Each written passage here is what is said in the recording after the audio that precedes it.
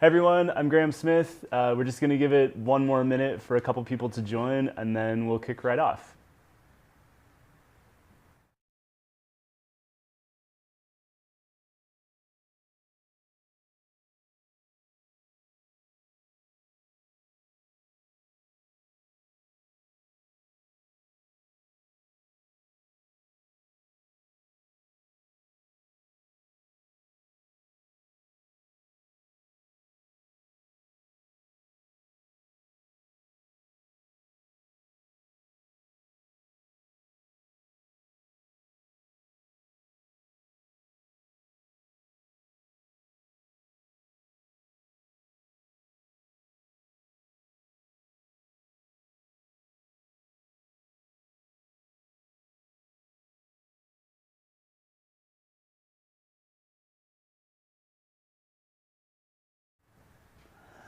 All right, everyone, thank you for joining this evening. Let's just go ahead and get started. So if you don't know me already, my name is Graham Smith. I'm running for the Board of Supervisors here in San Bernardino County's 3rd District.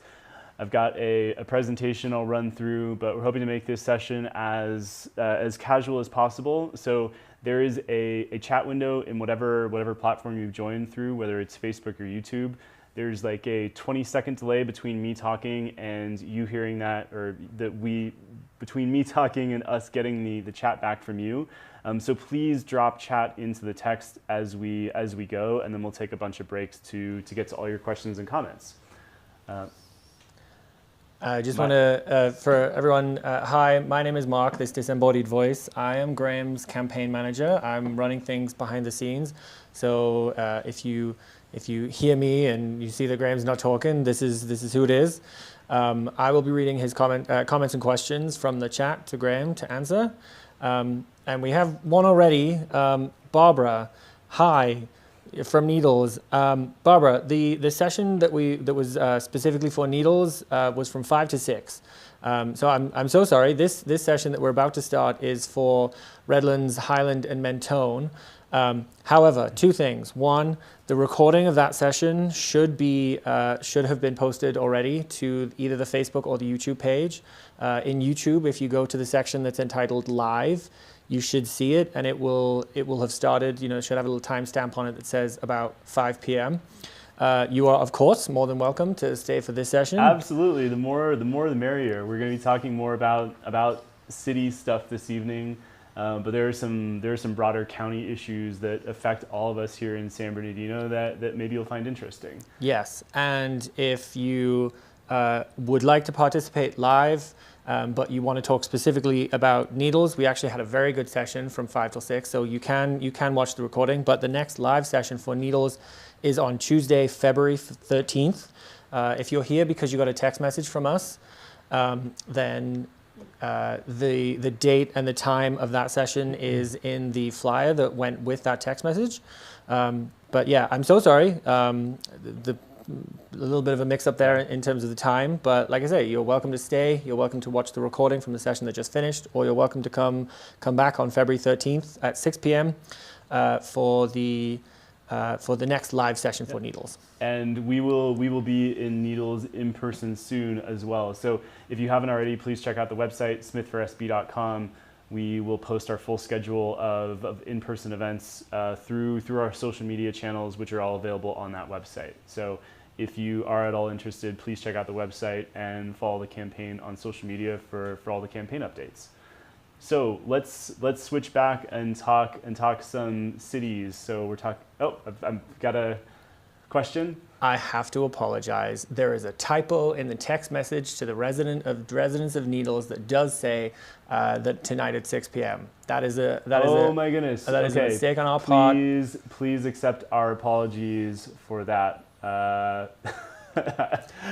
We hold ourselves to a higher standard. I'm very, very sorry about that. Yeah, somebody pointed that out. That is absolutely our error. I'm so sorry. So why don't we go off script a little bit and maybe make this about both? Because one thing I really want to do is find ways to bring all the residents of San Bernardino County together a little bit more. Just to give everyone a bit more background on me personally.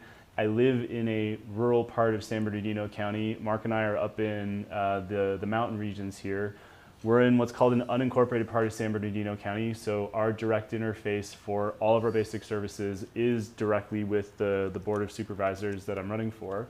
And I know there are very different opinions on how people interface with the county. So your experience as a Redlander, or if you're in Highlands or Mentone, is going to be very different from someone in Needles, and it's very different from someone up here in the mountains. And that's why we've been focusing these sessions so much on individual geographies across the county, because we really want to make sure that we're listening to the needs of residents in each one of these specific areas.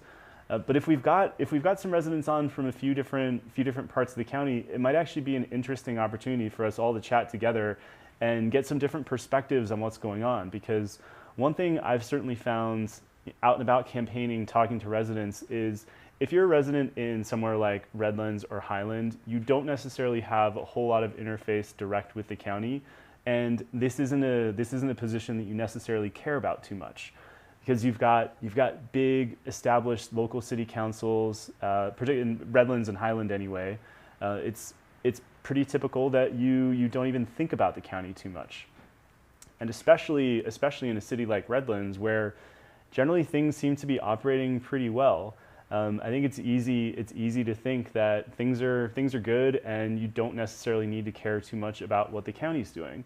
But certainly when you get to neighborhoods like ours up here in the mountains or out in Needles, other parts of the desert, it is very much a different story.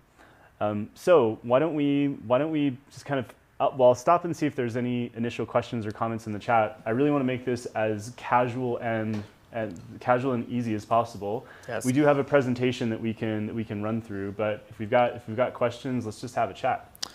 No questions just yet, but again, I just want to apologize to anybody from Needles who was expecting the Needles conversation. Yeah, as Graham says, I think we can blend the two because there is a lot of overlap here. So there is. Apologies again for that.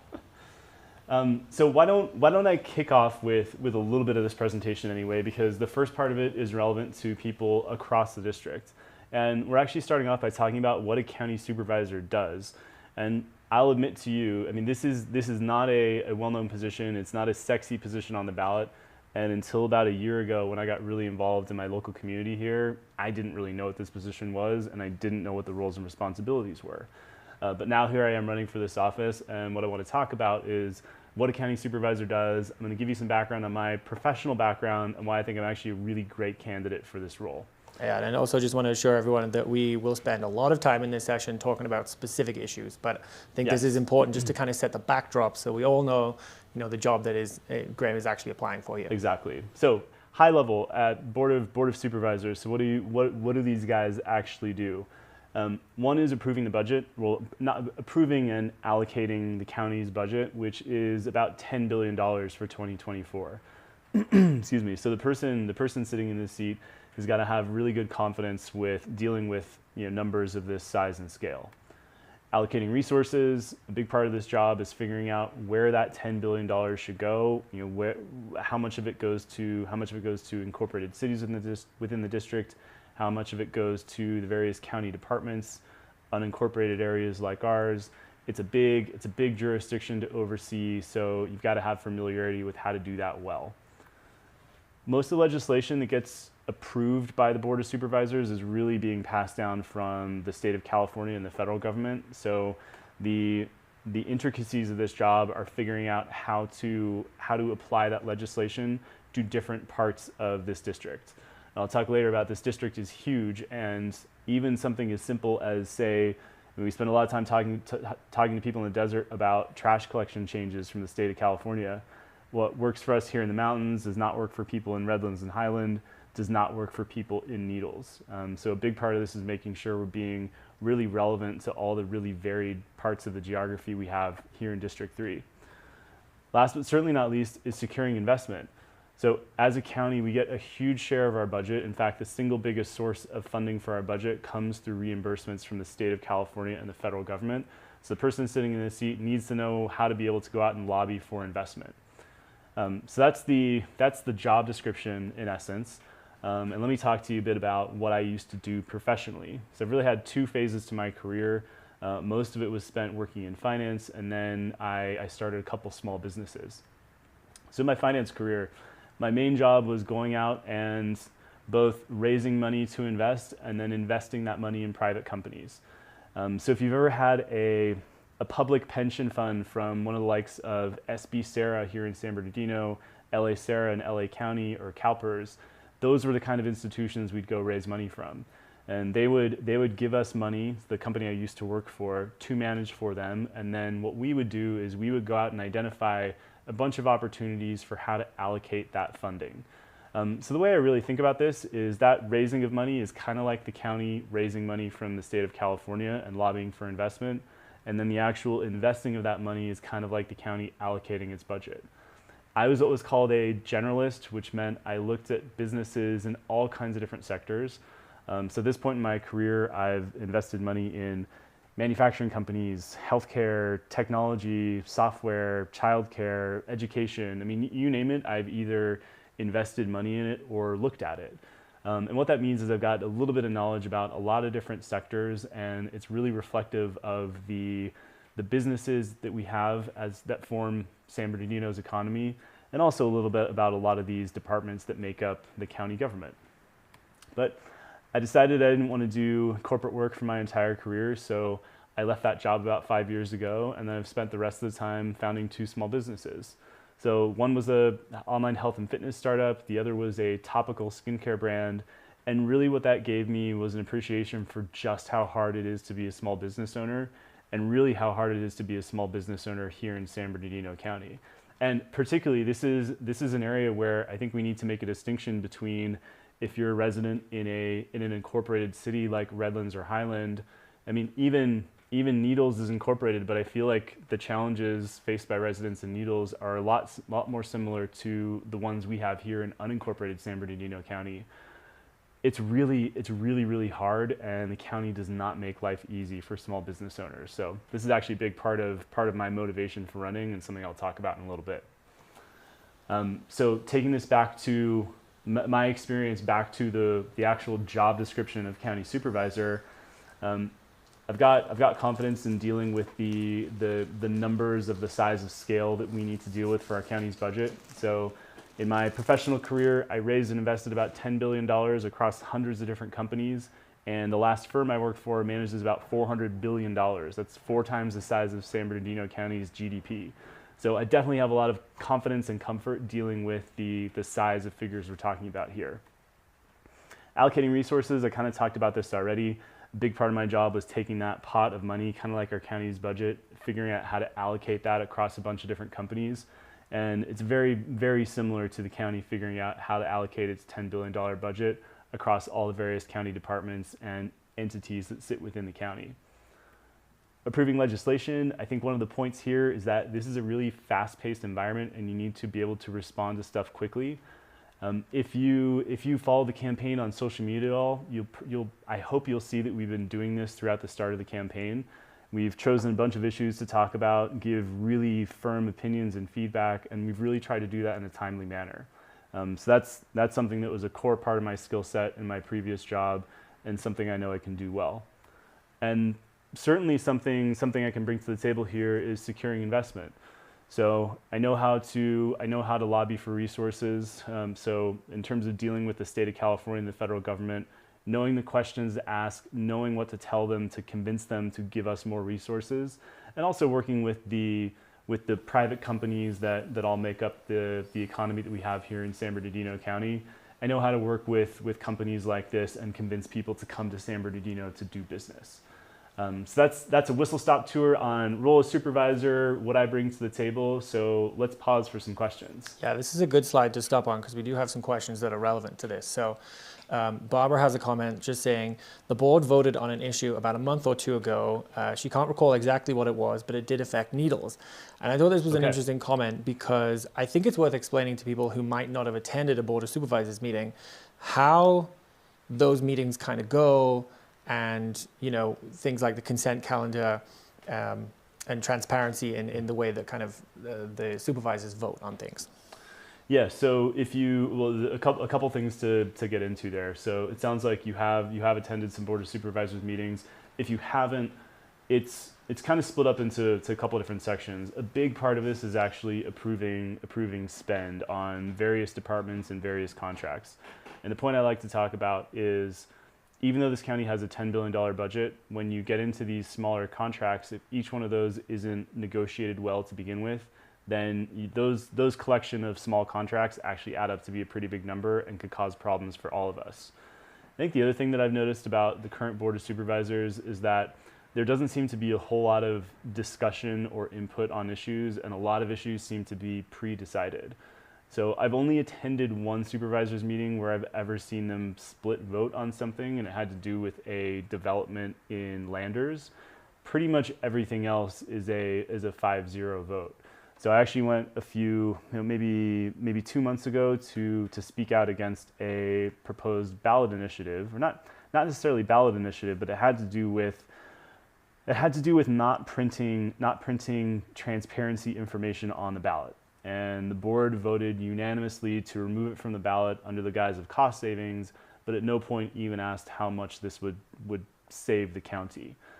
So certainly I've seen some behavior from all the supervisors that I'm personally not on board with, and I would want to be a much more fierce advocate for getting into the detail, asking questions, and making sure we're really understanding what we're voting on. And one thing that I really want to do if I'm elected to this seat is continue sessions like this, because I know this is a big district, it's a big county, we can't always be together in person, but what's really important to me is exactly where I'm coming from, what I'm thinking, and why I'm voting the way that I am. So I'd love to get more detail on the issue specific to Needles that you're talking about, and certainly if you want to connect with us offline, we can have a chat about it, because I definitely want to learn more. Yeah. We have more questions, and for anyone who's following along in the chat, I am going to do these a little bit out of order just to maybe kind of put them in the right flow of the conversation. But we will get to all of them. We will 100% get to all of them. And by the way, if there's anything that we have forgotten or slipped through the cracks somehow or we missed, it's not because we're ignoring it. So please put it back in the chat. Yeah. Connect with us offline, because we want to make sure we get to absolutely everybody. Yeah, but I can see the questions that we have in front of us. So the question comes from David, and he asks, could you partner with me to find investors to build a nursing home in Needles? Now, I know partnering with people, finding investment, that is absolutely one of your strengths from your professional career, so maybe you could talk a little bit about that. 100%. That is something that I used to do. So, really, just to give you a bit more background and color around my old job, it wasn't just raising money and then investing it. It was actually getting really involved with a lot of these companies that we would invest in, and that was pulling together different stakeholders as well. It wasn't just a two-way relationship. So for us in this specific investment space that I worked in, it was often working with 3, 4, 5 different stakeholders on an investment, getting really involved with the company and pulling a project together. And a huge part of the reason we got involved was to help companies grow, provide funding to build things like health centers in specific geographies. So this is really a core part of my skill set. And what I know how to do is work with outside investors, work with private companies, and pull these kind of deals together.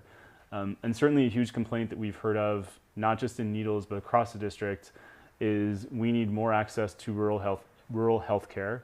I mean, we're fortunate in our mountain communities that we have a hospital not too far away, but talking to residents, particularly in the desert, it sounds like there's a huge need for urgent care. One thing we talked a little bit about in the last session that I'm a big proponent of at least doing some more research into is mobile paramedicine, mobile healthcare, really to find ways to provide healthcare services to residents in rural communities like Needles and other places across this huge county. And I'm not going to talk about it, but I'm just going to put up the slide here that shows how big District 3 is as a proportion of San Bernardino County. I mean, you probably already know San Bernardino County is already the largest county in the U.S. District 3 is about half the total geography of it. So if you're a resident joining from Highland or Redlands tonight, you might not know just how big this district goes. You are really the southwest corner of the district. It goes all the way up through our mountain regions here, up to Barstow, and then over to the border where Needles is. So it's really, really big. So just on the the topic of working with investors, working with legislators, we have another question from David, who says, "What is or would be your relationship with Representative Raul Ruiz? Dr. Representative Raul Ruiz. I don't know which way around I'm supposed to do that." David says he likes his legislation. He is the representative for California's 25th district, which represents a large part of the desert in District 3. I think this is a good point to talk about, how you want to kind of work with other legislators, and because you are a political outsider. Yeah, so I'm going to be totally upfront with you and say, yes, I'm a political newcomer, outsider, whatever you want to call me. But the thing, I talked a little about this in the last session, I'm no stranger to politics. So politics was actually a huge part of my last job. So in addition to working with various different stakeholders, a huge part of it was lobbying people, convincing them to do something, convincing committees to vote for something. Some of these investment firms are some of the most highly politicized environments you can possibly imagine. So even though I haven't worked in public politics, this is an area I know really, really well. And one point, I've actually got a point on this later in the presentation, but I'd rather just talk about it candidly, is I think as a county, we haven't done a great job of fostering our relationship with the state of California. I've talked a lot on social media and online about how things like secession, if you even know that this was a thing, a couple of years ago, San Bernardino County put a measure on the ballot to study seceding from the state of California. And it was done kind of as a threat to try to get us more resources. It didn't work, so our relationship with the state of California and the federal government is already kind of strained. And one thing I'm really committed to doing is coming in and finding positive ways to improve that relationship. So that comes down to working with all of our various state representatives that represent the huge parts of this district that we have. I mean, I'm looking at Mark. I can't even remember the number off the top of my head, but San Bernardino County, and in particular District 3, overlaps with so many different assembly and state districts. There are a huge number of people that collectively represent this district. I have that information right in front of me. Okay, all right. Yeah, so District 3 overlaps with 5 California Assembly districts, 4 California Senate districts, and 3 congressional districts. Raul Ruiz's district is one of them, California 25, but we also have California 23 and 33. So it's a lot of people, and a huge part of my professional career was all focused on relationship building. I know how to play politics. I know how to get what I want. I mean, one thing I've been talking to people about is that I have an agenda, and I want to be really upfront and honest about what that agenda is, because I don't want there to be any surprises from my perspective for you when I'm sitting in that seat. We can spend some time later talking about what that is. There's a whole, if you haven't spent time on the website yet, there's a whole set of issues, proposed solutions, and I've got a bunch of video content where I get into a lot of the specifics here. We have another question from David, which I think is a great question to respond to for people both in Needles and in Redlands. He asks, he would like to hear more about adding resources to provide more jobs than just marijuana for our youth. Now, obviously, 2 different situations. I'm not sure if recreational weed is legal in Redlands. Let me just double check that. But I think this is a great opportunity to talk about diversifying the economy, because that is a huge problem and a huge issue facing everyone from Needles to Redlands. So if you've followed the campaign on social media at all, you might have seen me talk about the need to diversify San Bernardino County's economy. And this takes, a big part of our economy here is focused on transport and logistics, and I know this is more front of mind for people in places like Redlands, where we actually have warehouses in neighborhoods. But I want to talk a little bit about why I think why it should be front of mind for residents in Needles as well. Right now, our economy is very focused on one sector, transport and logistics. As of the last available data, it employed over 150,000 people in the county, and that was a couple years ago, so even more than that now. So almost 10% of the total population of San Bernardino County, therefore, is working in transport and logistics. And I think what the situation that we found ourselves in is we've got a board of supervisors that's been very friendly to property developers. We've got city managers across the county of San Bernardino that have spent so much time and effort focusing on just this one space. it's really become the dominant sector in San Bernardino County. And there's nothing intrinsically evil or wrong about it, but the problem that we're creating for ourselves is transport and logistics is a cyclical industry overall, which means it really closely tracks what's happening in the broader economy. So the next time we have a broader economic slowdown, we're going to feel it really hard here. And then coupled with that is the fact that so many of these jobs are first in line to get replaced by automated technology. So I think we're going to find ourselves in a situation in the next 5 years where so many of these 150,000 people are out of work. We're earning less tax revenue as a county as a result, and we're having to pay out more in terms of unemployment benefits. And I think that's a problem not just for people in Redlands where the warehouses are, but because this tax revenue all comes into one big pot and gets sent everywhere in this district, it's going to be a problem for Needles as well. So if you're sitting in Needles thinking, I already don't get enough from the county, like, let me prepare you for the fact we're going to get even less. So one of the things I'm really focused on doing is finding ways to diversify the economy of San Bernardino County. One thing I talk about a lot online is big investments in renewable energy, particularly in areas that have been disturbed already. Like warehouse roofs are a great example of that, because our demand as a society for energy is not going to go down. These are good paying, oftentimes union jobs that really aren't, they're certainly not in line to get replaced with automated technology anytime soon. That's just one idea. I've got plenty of others. And one thing I think I really bring to the table here is I left my last job, but I'm still on really good terms with people there. So the last firm I worked for, for instance, manages $400 billion of companies across all kinds of different sectors. And also through that network, I've got access to a bunch of other firms of the same size and scale that have all kinds of other companies. So in terms of being able to connect with private companies, talk to companies, talk to various industries about coming to San Bernardino County, that's something I think I can really bring to the table. And I think a healthy economy is a diverse and diversified one. And I think that's what we need to work toward here. I just want to say hello to anybody who's joined since the beginning. Obviously, this is Graham on camera. Hey everyone. My name is Mark. I'm Graham's campaign manager. I'm running things behind the scenes. Because of a small typo in the text messages that we sent out tonight, we have attendees from both Redlands, Highland, Mentone area and the city of Needles, close to the Arizona border. So I love we're trying to unify the districts. I feel like everybody needs some love. I think it's actually I'm very sorry that this typo happened, but also I think it's kind of fun to bring everyone together. Yeah. So Amanda has a comment. She says she would love to discuss investments and your expertise in investing in small businesses. Now, I know this is something that we feel very strongly about as mountain residents. Absolutely. But it's also something that affects people both in Redlands and in Needles. Yeah. So one of the things that I feel really passionately about is that we need to make small business easier here in San Bernardino County. So I know I've been spending a lot of time talking about the larger scale work that I used to do, but I've also been a small business owner. And I know how hard it is to be a small business owner, and I know particularly how hard it is to be a small business owner here in San Bernardino County.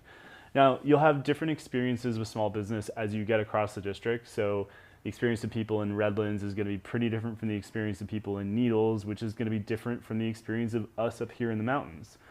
And one thing we found is dealing direct with the county on business licenses, permits, is this really, really difficult and convoluted process.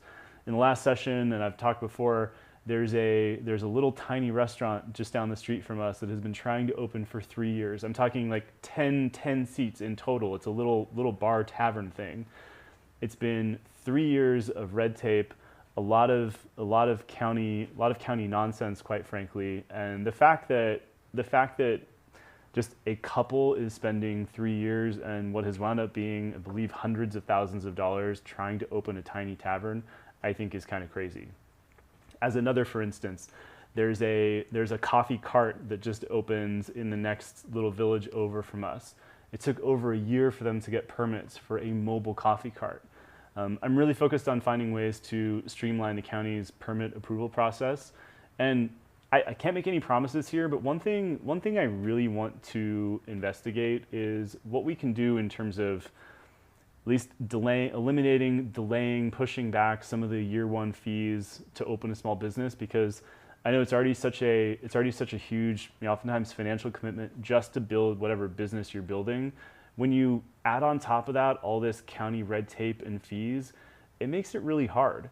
And I think there are plenty of areas that we can look to that have created a much more business-friendly environment. I actually have, if you spend any time on the website, there's a video just on the main frame of the website that talks about business, and it's me talking about an article about the state of Ohio, and they have created a really business-friendly environment to the point where people are actually moving to Ohio to set up small businesses. And I think we're in exactly the opposite situation here in San Bernardino County right now, because we hear stories from residents where it's been such a difficult experience. They said, if I knew it was going to be this bad, I'd never do it. And what happens is they tell friends, and word gets out, and then all of a sudden what's going to happen is people are going to say, why would I ever come to San Bernardino County to open a small business?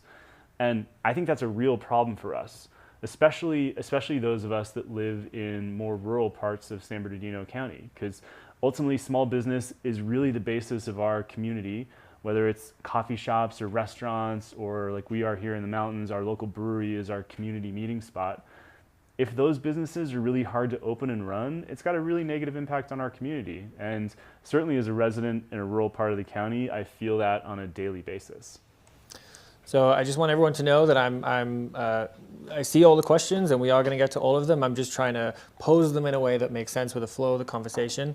So let me just, David made a comment, we should tell small business owners to come to Needles because it's super easy to get a permit there, which, one thing which, maybe we don't need to talk too much about, but, the county can and should collaborate with cities both inside and outside of San Bernardino to pick up lessons, because maybe it sounds like Needles has got a better grip on this. Yeah, I mean, as an anecdote, we've been doing a lot of research into a recent trash collection measure that was passed down by the state of California, was left to the county and the cities to implement, and what we've wound up with is a vastly different landscape in terms of how areas within the county have implemented this change. And some cities in the county sound like they've managed it really, really well. And then you go across the street to an unincorporated part of the county and residents are complaining. They say, I've now got to drive an extra half hour just to drop off my trash somewhere. So I think we don't even have to look to other jurisdictions outside of the county or other states. Sometimes there are places we can look to in San Bernardino in terms of other cities who have done things better. We have a comment from Barbara, and this is something that we had already been made aware of, that they just lost their Rite Aid, their only source for medical supplies and meds. I was thinking it was about to go, so it's already gone. I think in the next couple of days it's going to shut down, but they've been told that it's happening. Yeah. So this kind of opens up a can of worms about a lot of things. One, we could talk a little bit about community paramedicine, but also just the general lack of resources that are allocated to the smaller cities across the county. Yeah. So I mean, one thing I'd hope, if the if the comment around small business being easy to set up in Needles is the case, I'm very much hopeful that someone will step up and open a pharmacy to take Rite Aid's place. I obviously can't tell you that for sure because I'm not in the community, but I'm optimistic that there's a way to find another solution. And I'm really disappointed that you guys are having to deal with this problem, because I know what it's like to be in an area that isn't well served by services like this. And we often feel pretty cut off, especially when we get snow up here in the mountains and we literally can't get out of our house. It's really isolating. One thing that we've been spending a lot of time talking to various county departments about and just doing some desktop research on and seeing what people have done in other jurisdictions is mobile medicine, community paramedicine, really where paramedics are being in some ways repurposed, so they don't just have to take people to hospitals, but can treat people in their houses. And importantly, write prescriptions. Yes, exactly. Yeah.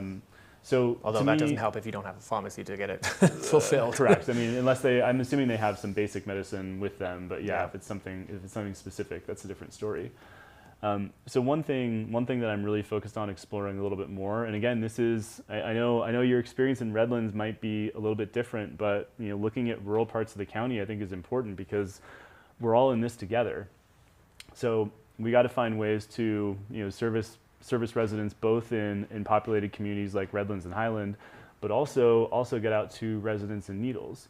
And it seems like a really interesting avenue to explore is some of these mobile health services where we might not have enough resources to immediately have an urgent care center or another hospital or pharmacy or what have you, but we have mobile services that can go out and about in this huge district that is District 3 and provide mobile care to residents. Unfortunately, we also have to add groceries to that list for Needles because they don't have a grocery store either. Needles, you have my empathy here. I'm really disappointed to hear this, and you have my commitment that we're going to come out soon and meet you guys and talk to you because I want to understand how you guys have wound up in this position and talk about ways in which the county can be doing a better job to support you. Yeah, Jeff makes an interesting point, which is that businesses will naturally and organically go to where they can make money in a business-friendly environment. I think that is true, but why don't you talk a little bit about the county's role in attracting that kind of business and helping towns like Needles and Redlands, for that matter, give them the resources they need to attract those businesses. Exactly. So one thing that we talk about a lot is as a county, there are access to state programs, to federal programs that perhaps little cities and especially unincorporated areas, even cities the size of Redlands, might not have access to. So we're seeing a lot of federal investment in certain sectors. I mean, actually, this district, I think District 1 is going to be the recipient of a few $1 billion of federal funding for the Brightline West railway that's going to go from the desert here to Vegas. And there are plenty of state and federal programs that are designed to incentivize investment in certain sectors. And I think it's incumbent upon the county to be working together with the state and federal government on behalf of some of the smaller cities in the district to make sure that we're accessing those programs to the extent we can and creating an environment that's going to make this as easy as possible. I mean, I fully agree with you that business is going to naturally migrate to where business can make money. But if you have a city of people that doesn't have a pharmacy and doesn't have a grocery store even, you would think fundamentally there is some kind of small business that would make sense for a community like that. We've talked a lot about business and the economy. I just want to change tack slightly because we have some different questions in the chat. Mm-hmm. If it's okay with the participants who pose these questions, I'm going to sort of blend them into a general topic, which is that of homelessness and affordable housing. Yeah. So I think, apologies if this is wrong, but I think Jeff made a comment about, the increase in homelessness in the county. What are your thoughts on how we can tackle that? He also made a comment about affordable homes that are built in our county and, in his opinion, are being, bought by residents who live in a different county, maybe Orange County, who buy the cheaper property up here, commute to work down in Orange County, and are kind of taking up our affordable housing stock. So, interesting. A very complicated issue to talk about. That in particular is a new one to me. I hadn't heard of the kind of commuter affordable housing issue as you're presenting it anyway. But we will do some more research into it.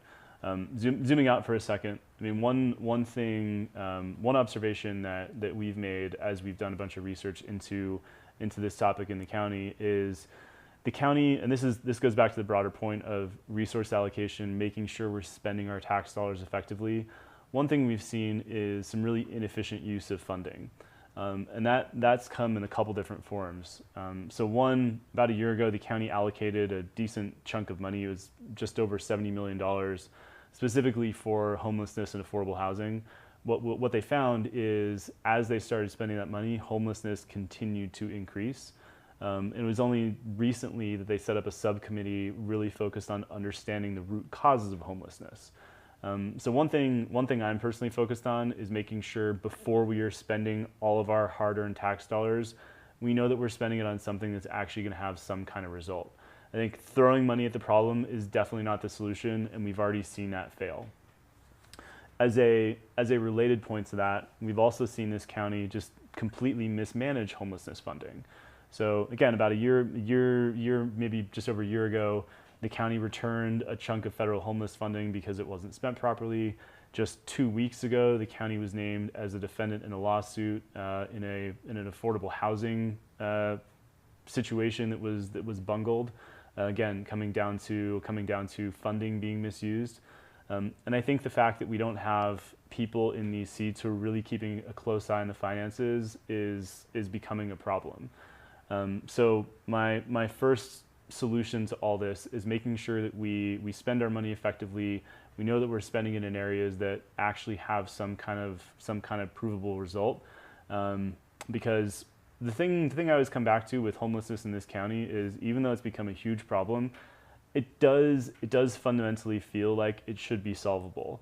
It's not nearly as bad as the homeless situation in LA County, as a for instance. And I think with the right resource allocation, we can really do some good here.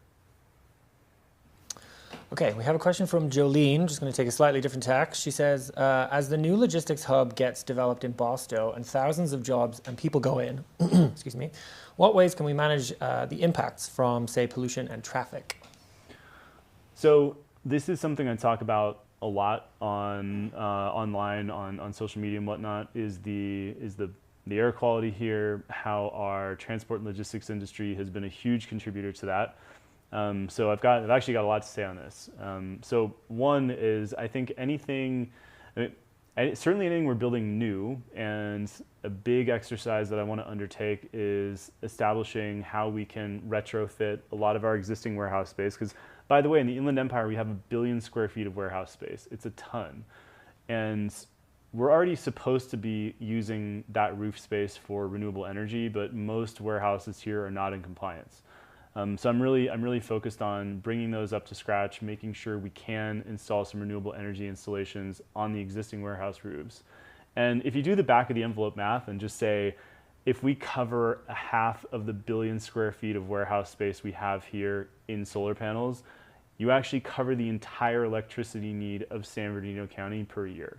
It's a huge opportunity, it's a huge number, and it's kind of crazy to me that we haven't been thinking about this yet. So certainly anything that's being built new in Barstow, I'd be a huge proponent of making sure that we're doing that right from day one. The other thing I talk a lot about is I want to use our dominance in transport and logistics, and we do have a really dominant position in this space, both through all the stuff that we have in Redlands, Highland, Rancho Cucamonga, Ontario, certainly the new inland port that's going to get built in Barstow. If we start to implement some smart legislation where we require some of our heavy vehicle fleet to be electrified, as a for instance, electrified natural gas. I want to evaluate some more energy efficient and cleaner methods of powering these vehicles, because ultimately the heavy vehicle fleet is really high in terms of its NOx emissions, contributes to our air quality ranking, which, by the way, if you didn't know, San Bernardino County has the worst air quality ranking in the entire United States, like literally number one, top of the list. So I think it's really our responsibility to try to do something about it.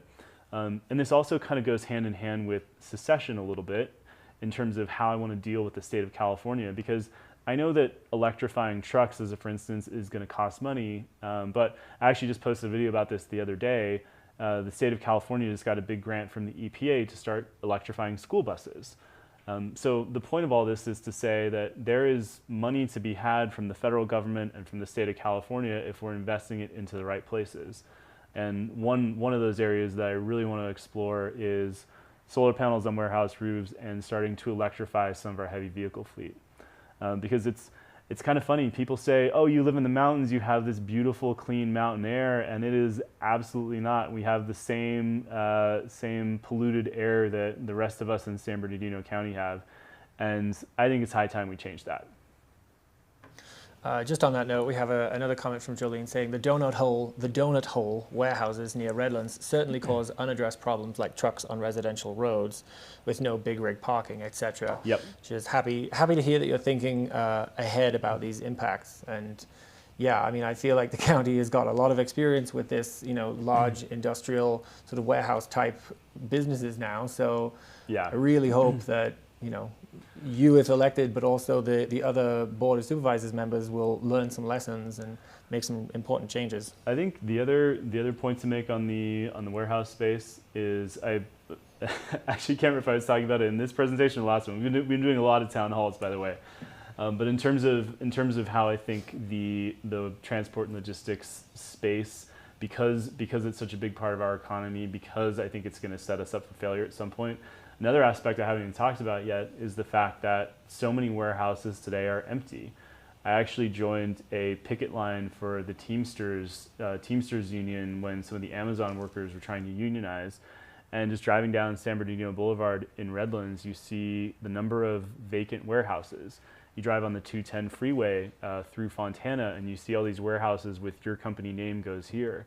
We're now building warehouses for the sake of building warehouses, and we don't even have tenants for them. So I think it's really high time that both we do something about the problem we've already created in terms of trucks, pollution, traffic, but also let's find some other stuff to do. I think this path has been fully traveled at this point. I think we need to start to diversify.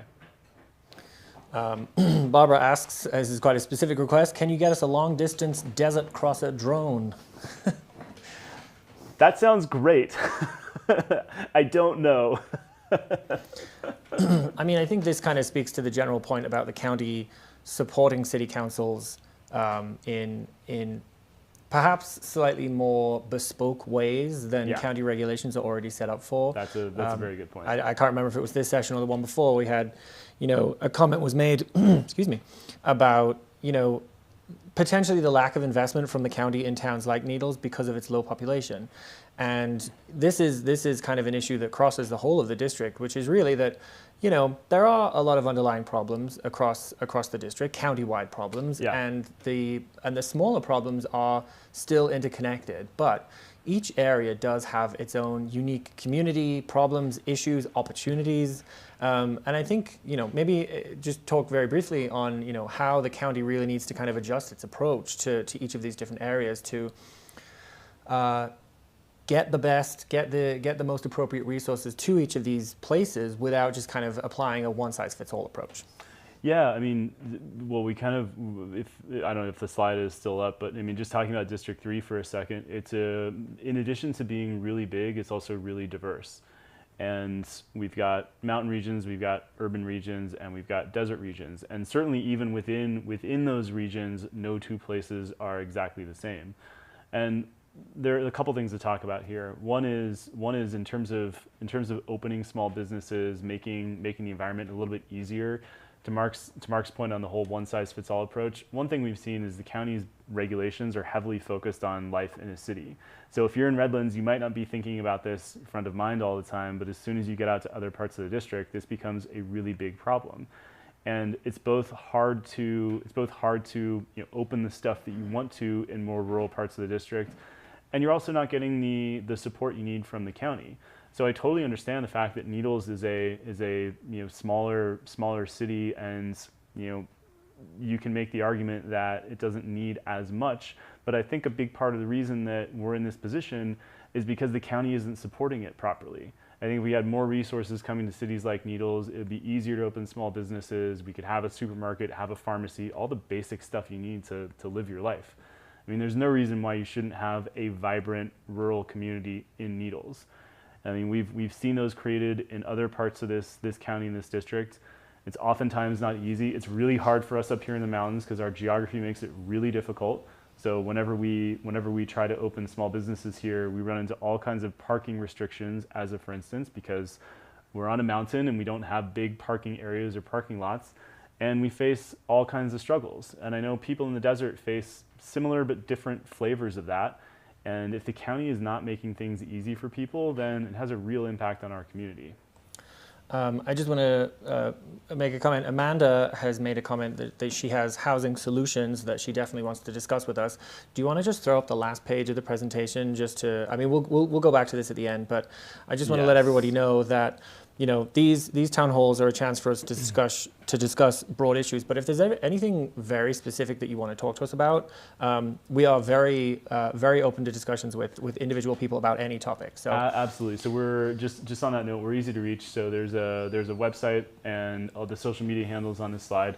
Website is smith4sb.com. We are on TikTok, YouTube, Instagram, and Facebook. Smith4SB is the handle.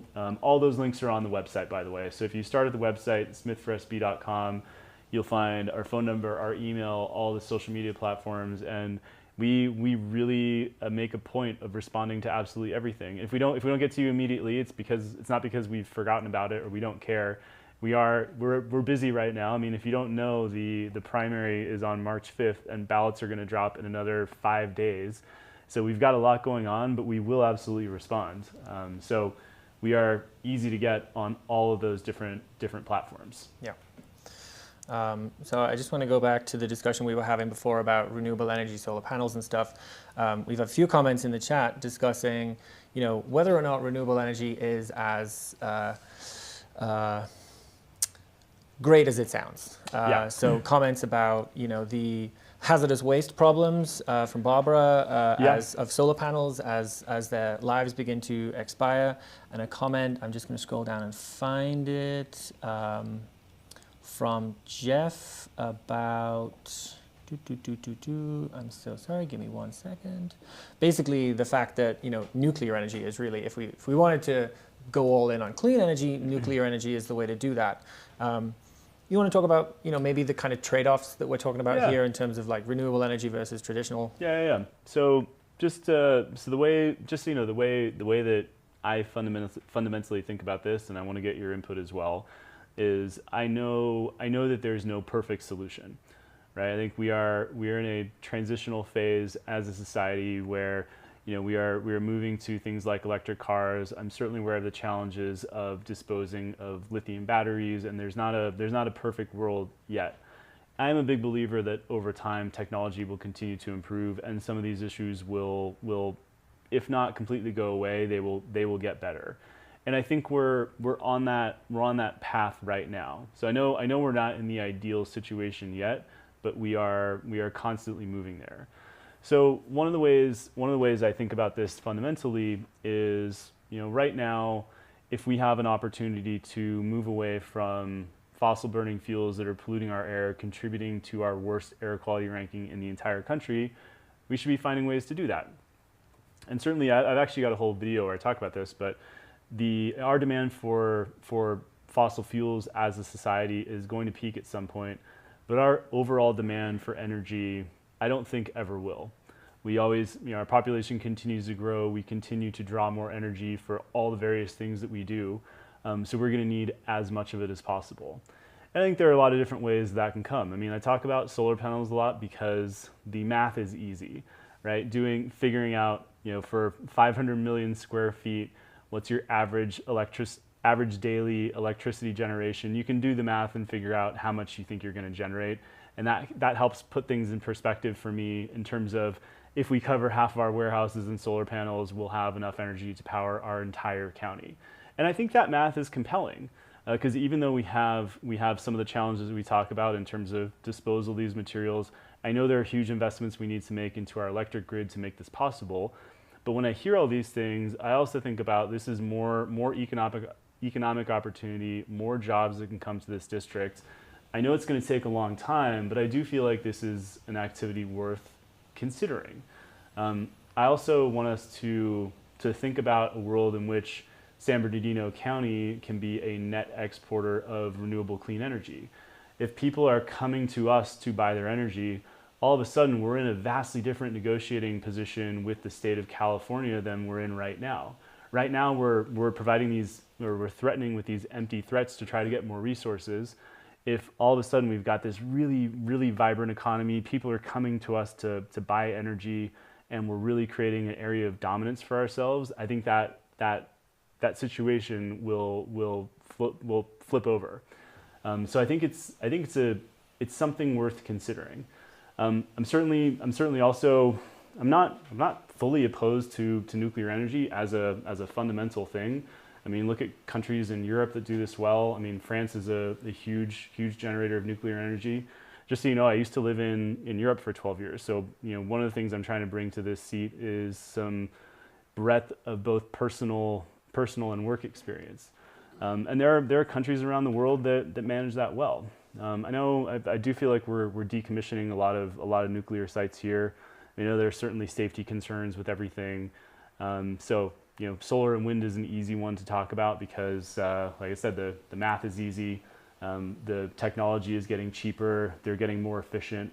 And I do feel like if we start on a path, we might not end up exactly where we intended to start, because as we go down that path, technology will improve. And I think we have to place a little bit of faith in the fact that technology will continue to get a little bit better. Things will get more efficient. The waste issues that we have to deal with today are going to become less of a problem. So I prefer to be the optimist about all this. And I do think it's something we should at least consider. I'm not saying we have to do this, but I think it's something we should have a discussion about. Yeah, I think Jeff actually makes two very good points which are related to this, which is that, and I know this is something that you're very much interested in, we've talked about this already in terms of the economy, but he says diversified energy is a key to sustainability: coal, gas, solar, wind, geothermal, and nuclear. Yeah. And, you know, we talk a lot about diversifying the economy because as we see it right now, that is, you know, possibly one of our biggest areas of exposure. Yeah. But certainly energy is an area in which we absolutely could diversify. We could. I mean, one thing that I don't know too much about, but I actually think just sounds like an interesting concept that I want to at least explore a little bit more, is this concept of community microgrids. In this district, we have a bunch of rural communities, some of which are, you know, kind of out in the middle of nowhere. So can we find more interesting ways to generate electricity locally in our communities? And again, I don't have the answers to this, but these are some of the questions that I really want to look into and do the research on. Yeah, Jeff makes a comment here, and I know this is something that you wanted to talk about, but maybe we've already covered this, so you know we don't have to go over it. But San Bernardino County has beautiful deserts and mountains. They have provided tourism for years. Solar has had huge negative impacts on those resources. Now, I know that's not necessarily the kind of solar that you're talking about. Correct, and I think when I talk about big investments in solar, I'm really focused on doing this in the right places, and I think I really have a lot of sympathy and empathy with residents who have been impacted by this. This is why I talk so much about putting renewable energy installations on warehouse roofs. We've got so much land that has been disturbed already in this county that we're not making use of. I said 1 billion square feet is a really big number. Like I said, even half of that, just solar panels on warehouse roofs, not even anywhere in the desert, would cover the entire electricity need for San Bernardino County per year. We also have opportunities along the I-15 corridor. Again, land that's been disturbed already. I am not a fan of disturbing our deserts that we need to be conserving. So I want to be really clear on that. Yeah, we have a couple of comments about that, just concerned about, you know, don't come to the desert to bury all of those solar panels once they break or anything. Because, you know, Barbara makes a very good point, which is that the desert is an incredibly delicate ecosystem. It is. And just wanted to reiterate to everybody that when we're talking about installing solar, it's on land that has already been disturbed. It's also worth mentioning that there are regulations in place by one governing body in particular, which is the South Coast Air Quality Management District, which has a plan to make sure that warehouses do adequately put solar panels on their roofs so far. You may have seen this in the news recently in the last few months, but a lot of those warehouses are currently not keeping up with the schedule. That's not to say that they have to have those solar panels on right now, but there is a roadmap to get them there. I know there is some breaches. I can't remember the stat. I mean, a huge majority are not in compliance with what they're supposed to be doing. So a big part of my agenda is at least making sure that we are on track with that schedule. We're in compliance with the South Coast Air Quality Management District, and we are doing what we're supposed to be doing. Yeah. That's the stuff I want to focus on. I love visit. I mean, we have a little family campsite down in Lucerne Valley. I love the desert just for escaping to nature, and I really want to keep it that way. Yeah, and Jeff makes another good point, which is desert preservation means protecting view sheds that can be 100 miles long and wide. Correct. Absolutely. This is why we're really focused on, you know, exploring, and obviously none of this is set in stone. It's going to have to happen in collaboration with communities, industry, obviously the other board, the other board members. Yeah. But And, yeah, this is if you're a resident in the desert, you also might be well aware of some of the illegal cannabis activities that have been taking place across this district. The county in their budget talks about big wins against illegal cannabis farming. The property I was just talking to you about in Lucerne Valley, there used to be an illegal weed farm at one of the neighboring parcels.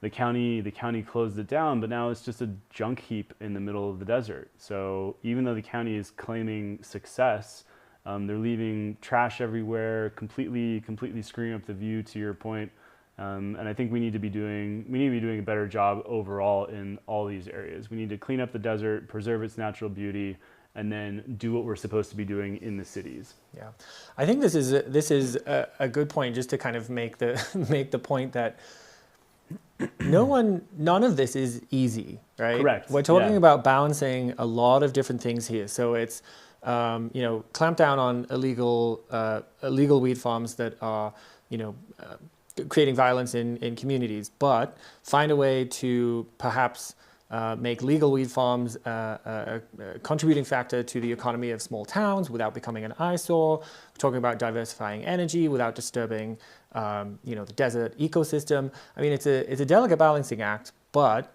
I think it's, that is kind of the role of government, is to take on these big challenges, right? Yeah, take on the big challenges and also be really, really responsive and reactive to feedback from local residents. So this is also probably a good time just to quickly touch on, because this will, to be fair, if you're a resident in either Redlands or Needles, this doesn't necessarily directly impact you because you should already have a conduit to the county through your local city council.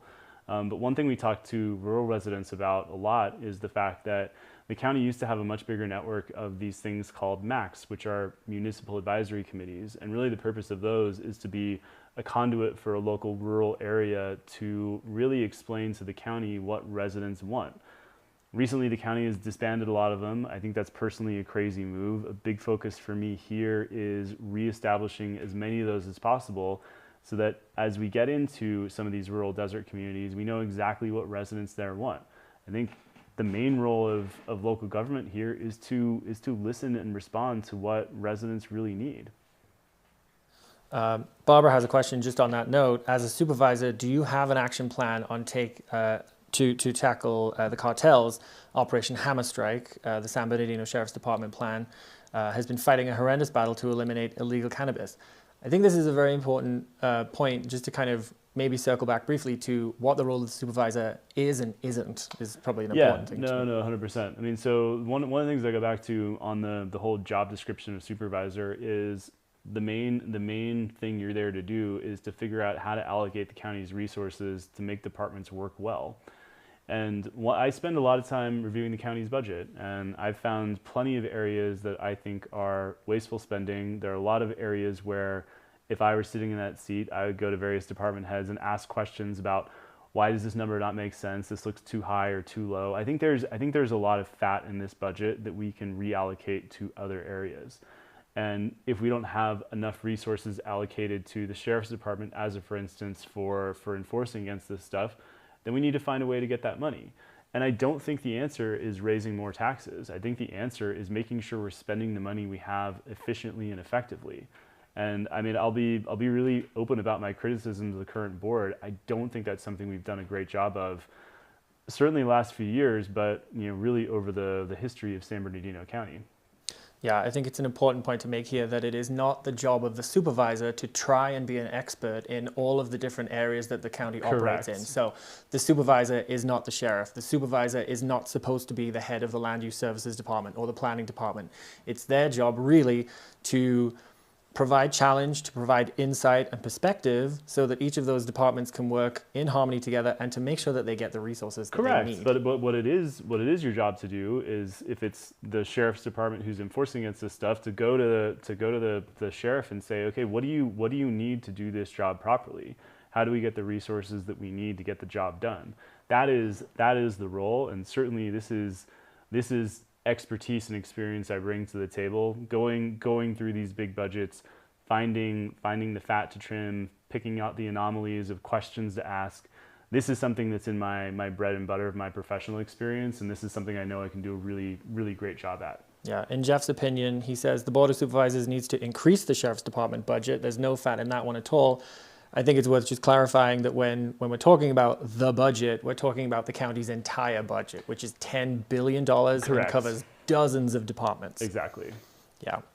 Okay, there are a couple more comments. So let me just kind of go through. Attendees, please talk amongst yourselves. I'm having to go back because it's been a very active. It's been a very active conversation. I'm glad. This is what we want. Yeah. This is absolutely what we want. And again, if you feel like we haven't answered your question, please retype it in the chat. We're really aiming to get to everyone and all the questions as possible. Yeah. And if you have any follow-ups, please connect with us separately via email, social media, whatever makes sense for you. Yeah. Jeff made a comment here saying that air quality in the Inland Empire is much better than it was in the 1980s, and those improvements are due to the innovation in powertrain design, not due to solar or wind power. Diversification is essential. I think that's true. That's a good point. And one factor that we haven't even talked about is that the Inland Empire does kind of suffer from a sort of geographical handicap. I've heard people refer to it as the baseball mitt, which is the topology of the kind of mountains that surround us that sort of trap a lot of the emissions that come from counties like LA in our area. So Correct. There are definitely factors in this equation that, we can't really solve. We're not going to like knock mountains down. Oh, of course. But I think the point I make there is even though the air here has gotten better, it's still not good. It's still the most polluted air in the entire country, and I still think it's incumbent upon all of us to do something about it. The other point that I didn't necessarily touch on before when I said I wanted to use our dominance in transport and logistics to affect some real environmental legislation here in terms of electrifying some trucks. If we do that here, that will also have an impact on counties like LA. And all of a sudden, counties like LA that are having trucks drive back and forth between the two are going to be emitting less pollution, and we should be able to clean up our air. So it's good. Like I know it's a big job, it's a long job. Trucks is just one. It's just one example to talk about. I mean, there's to your point on powertrains. It's a collection of everything. Yeah. And it'll be trucks. It'll be as we move more from gas powered cars to hybrid, electric, like literally all of the things over the next 20 years are gonna add up and make the difference. Yeah, I mean this is also something, a more general point about there are no perfect solutions available right now. Correct. Everything that we've been talking about is incremental improvements, taking steps in the right direction. Because somebody, Exactly. I think it was Jeff, made a comment earlier about the range of electric trucks and how currently the technology is not there to get those trucks to be able to travel through the Cajon Pass without having to stop, and charge up again. So, like, very well aware of all of these limitations, but I think what we're talking about is moving in the right direction, not necessarily arriving at the destination of perfection. That's the thing, and I think this starts with setting some standards, setting some objectives and some goals, and understanding, to the point before where I was saying, we're in this transitional phase right now where things are far from perfect, but we know. I think what we want to do is know the direction we're headed in, set some realistic objectives and goals, and make sure that we're at least on the path to being able to achieve it. That's what I'm focused on doing. And I think the key word there is realistic, because I know that one of the big complaints, especially around environmental issues in California, is legislation that's handed down that sounds good on paper but is incredibly impractical to implement. So I know the role of the county supervisor is a lot more influential than people realize, because a lot of state legislation is left intentionally vague to be interpreted by these counties and cities to implement in whatever way makes sense for them. So as we talk about all of these things, know that these are sentiments, these are intentions to move us in the right direction, but they're not firm plans to say, right, we're going to do this and everyone else, and no criticism is allowed. Correct. Yeah. Any other questions or comments in the chat? It's a very active chat, getting very technical in terms of rates of electricity. I'm not sure. That's probably more detail than I have is- built-in knowledge on. This is a lot of information, but yeah, I'm not sure if there's a question in there or if it's just discussion among the attendees in the chat, which is absolutely fine. Another question from Jolene: what do you see for the future of the county museum? The collections are suffering. They are world class and should be better appreciated. This was also an issue that was brought up at one of our events about funding for, arts and history and that kind of stuff. So yeah, just recently there's a little local museum up here as well, which I know struggles to get funding. I kind of all see this coming back to, we need to be doing a better job of making sure that every department in this county has the resources and the funding that they need to do their job well. And the thing that I will keep committing to you, that I will keep reiterating, hammering home, is we need more financial responsibility and more financial discipline. Because if we start to eliminate a lot of the waste that I've frankly come across in our county's budget, I think we can start to reallocate that funding to programs in areas that we think are a lot more interesting. Yeah. I'm just having a scan through the questions and comments. There is a comment here, and this is probably an important thing to talk about. So Taylor has commented that you have voted with Democrats. There was a discussion in there about school vouchers and choice for schools, and Democrats that are against it and Republicans that are for it. Obviously, this is an important topic when we're talking about political races and running for office. Why don't you let people know where you sit on the political spectrum? Taylor here has made a comment, you voted with Dems.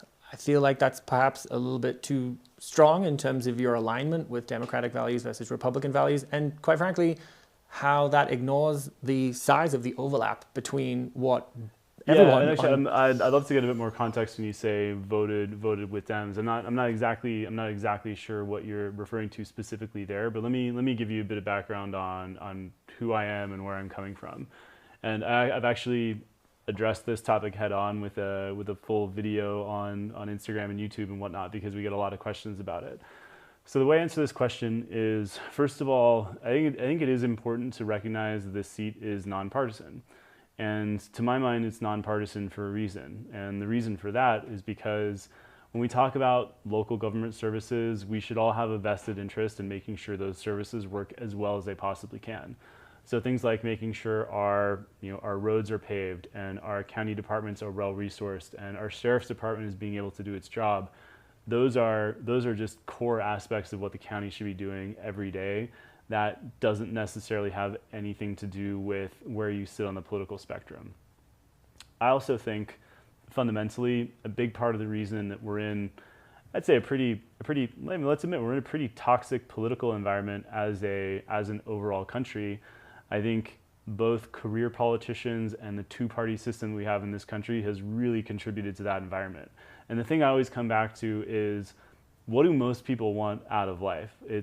We want to get on with our lives, we all want to be happy, and we kind of want the government to stay out of our way. I think most people can agree on that stuff, regardless of where you sit on the overall spectrum.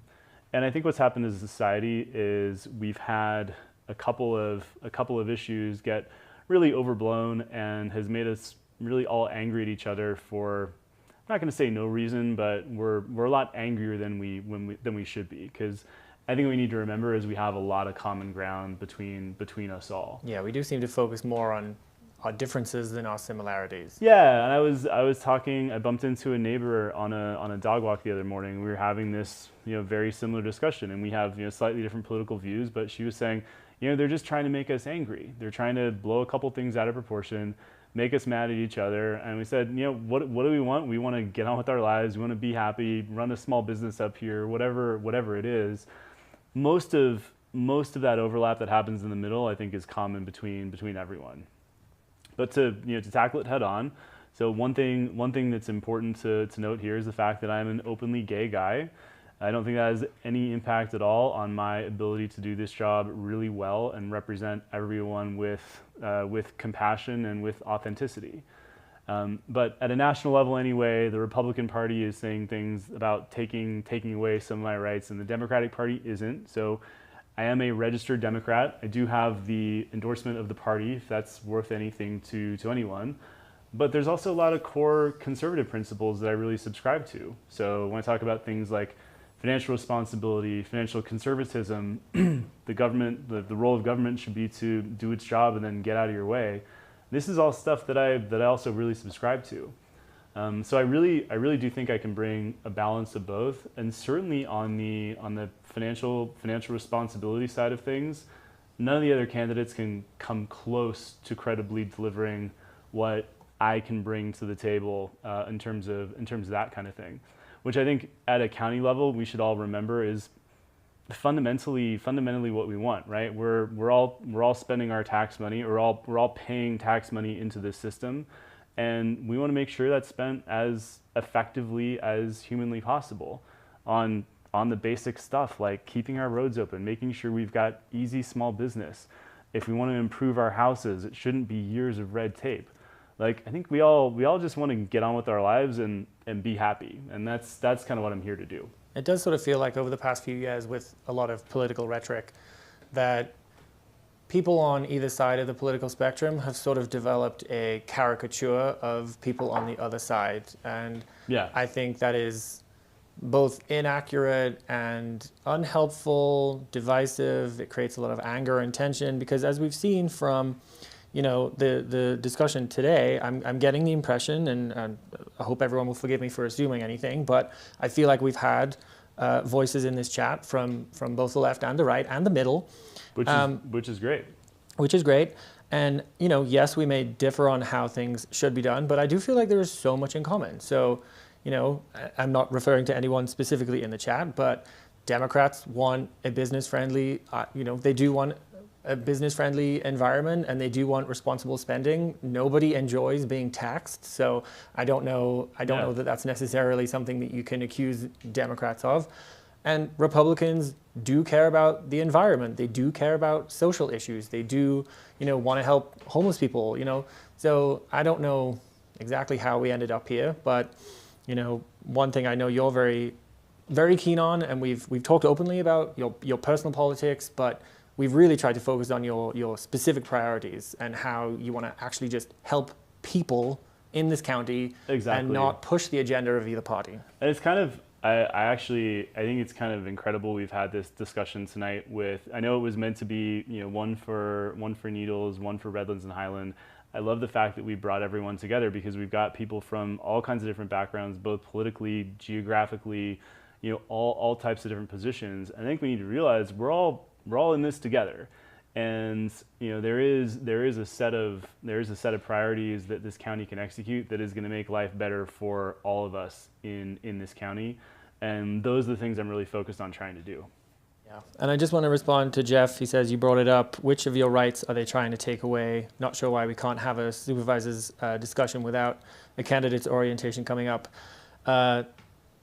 I mean, look, being totally candid. I mean, so Mark, my campaign manager, is also my husband's. I mean, there are big murmurings of our marriage not being federally legally recognized, and it's something that concerns me.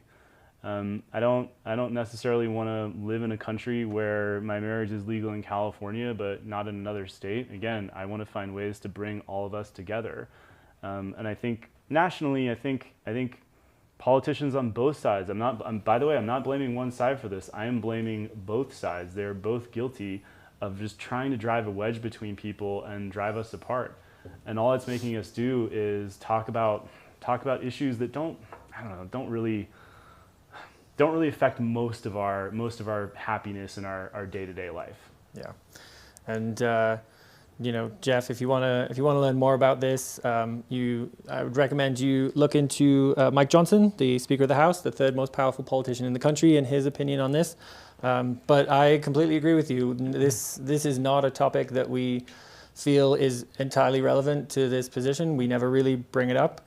It just kind of comes up in the conversation about whether he's a Republican or a Democrat. People naturally ask, like we don't talk about it. Like I said, this is nonpartisan for a reason, but everyone ultimately always wants to know, and the only thing I can do is give you the most open and honest answer that I know how to give. So there you go.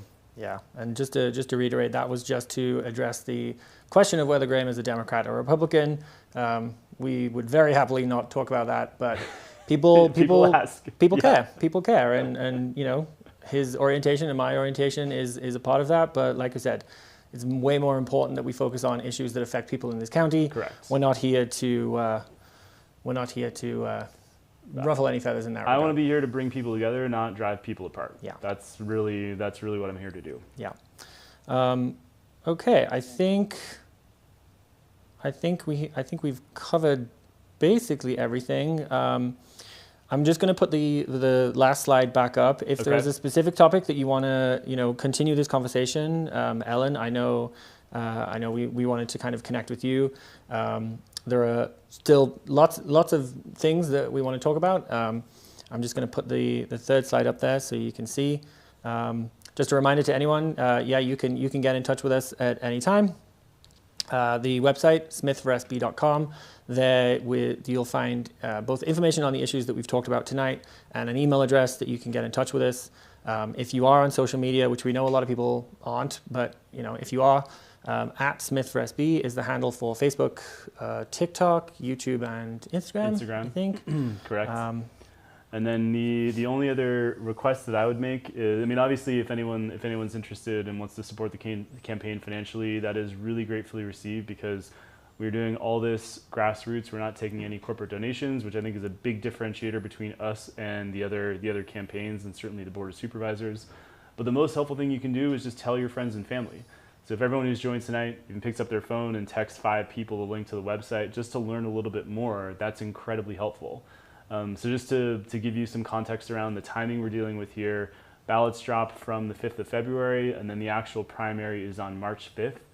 So we're in full get out the vote mode right now. So any awareness and visibility is incredibly helpful. So thank you in advance for any support in sharing. And unless we have anything else, we can wrap it up for tonight. I feel like we've got to let everyone go and have their dinner. But please, exactly. please. If you want to reach out with a specific question or topic, Amanda, I know we talked briefly about affordable housing, but please reach out on Facebook, reach out on via email, via the website. We'd be happy to continue these discussions separately, but I think an hour and 23 minutes is probably long enough for everyone to sit through a presentation like this. Well, thank you again so much for joining. These are the discussions we love the most, where it's an active chat and we can just make it really informal. And to Mark's point, we are really available if you want to pick up anything offline. Just drop us an email, drop us a message on whatever social platform you're on. We are here for you. And whatever we can do, please let us know. But in the meantime, we'll wrap it up. We'll say thank you so much again for joining. Enjoy the rest of your evening, and we will see you out and about the very huge, varied parts of this district very soon. Yeah, and just as a reminder, there will be more sessions like this, both for Redlands, Highland, Mentone, Needles. So please let everyone know if you got something out of it, or you have people in your community who have other questions that they want to ask. Please kind of point them in the direction of our website, which I will put back on the screen now. But yeah, I think that's a good place to stop. Awesome. Well, thank you again so much. Have a good rest of your evening and take care. We'll talk to you soon.